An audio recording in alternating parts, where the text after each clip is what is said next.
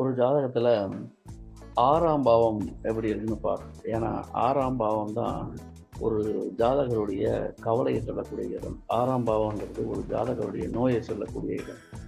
6ஆம் பாவங்கிறது ஒரு ஜாதகருக்கு உத்தியோகத்தை சொல்லக்கூடிய இடம். அப்ப அவங்க ஜாதகத்துல 6ஆம் பாவம் எப்படி இருக்குன்னு பார்க்கணும். 6ஆம் பாவம் அதிபதி 6ஆம் பாவத்துக்கு வீடு கொடுத்தவர்கள், 6ஆம் பாவத்துக்கு சாரம் கொடுத்தவர்கள், இவர்கள் எல்லாம் வலுவா இருந்தா அதன் தசாபுத்தி காலகட்டத்தில் ஜாதகருக்கு வேலை வாய்ப்பு அப்படிங்கிறது கிடைக்கும். அந்த வேலை வாய்ப்பு மூலம் கவலைகள் அதிகமாகும்.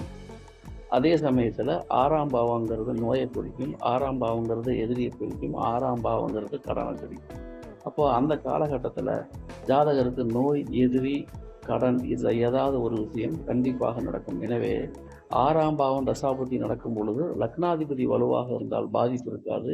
லக்னாதிபதி வலு குறைந்திருந்தால் 6ஆம் பாவத்தால் பிரச்சனைகள் வரும். இவை முழுக்க முழுக்க பொதுவான தகவல்கள். நன்றி, வணக்கம்.